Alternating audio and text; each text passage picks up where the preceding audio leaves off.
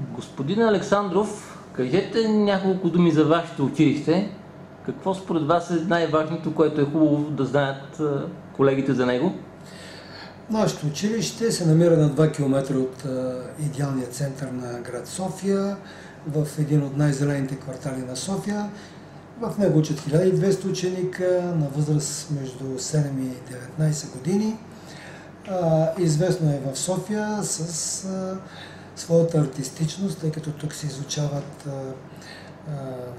изобразително изкуство, арт, театрално изкуство, но също така се изучава и информационни технологии, смесване на изкуство с съвременни технологии. Може би това е накратко.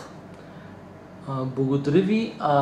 По темата, която днес дискутираме, а именно връзката между учители и родители. Смятате ли, че тази връзка е важна и с какво една така подобна връзка ще допринесе за подобряване на, да кажем, успеваемостта на училището и въобще за неговия прогрес? Според мен връзката между учители и родители е изключително важна, за да може да бъдем информирани, както учителите, така и родителите, за силните и слабите страни на детето и от двете страни да му помагаме еднакво добронамерено и целенасочено. Много често се получава някаква дискомуникация, родителите нямат представа какво става в училището, учителите нямат представа какво става вкъщи, което винаги е само в полза на детето, така че колкото е по-обширна връзката между родител и учител, толкова е по-добро за детето. Чудесно.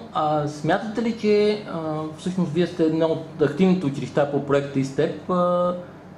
Бихте ли казали малко повече за това какви мерки предприехте във връзка с участието си в този проект и какво точно инициирахте като инициативи и като план за действие през последната една година след участието си в проекта?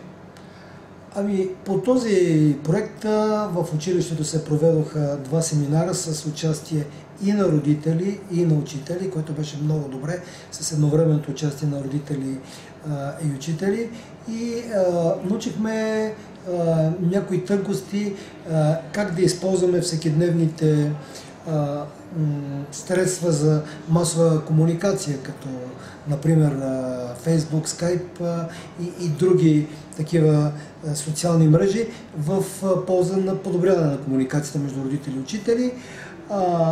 Следствие на което решихме заедно с учителите и родителите да си създадем 3 така големи Фейсбук страници на училището, които са разделени на възрастов принцип. Едната е начален курс, в нея комуникират родителите на деца и учителите на деца между 7 и 11 години. Другата е за среден курс, там комуникират родителите и учителите на деца между 11 и 15 години. И третото е с гимназиален курс между 15 и 19 години.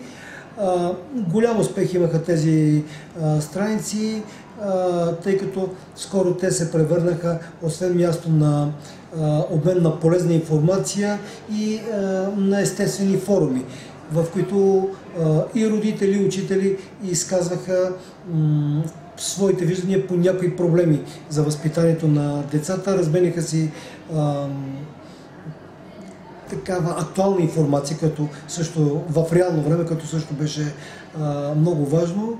И тези страници имаха голям успех, което е видно и от броя на посещенията на постовете в тях. Дали можете да кажете някаква статистика, примерно как според вас се подобри успеваемостта на училището или примерно забелязахте ли някакво намаление на отсъствията, някакви такива видими признаци, че проектът е бил успешен? Да, имаме и цифрово изражение на това, че успехът допринесе за подобряване на климата в училището.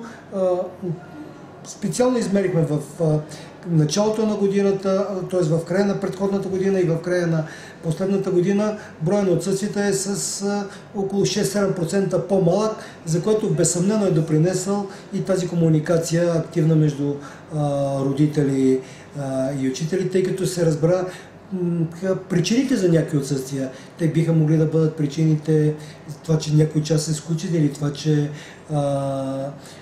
в някой час не е достатъчно взискателен учителя, но те се разбраха точно именно в тази комуникация, а успеха се увеличи през последната година с около 600, което е също едно добро постижение и съм убеден, че и това е помогнало и тази комуникация между родители и учители. Много ви благодаря за участието и желая успех на училището и надяваме се да спечелите още много бъдещи проекти. Благодаря ви. Благодаря.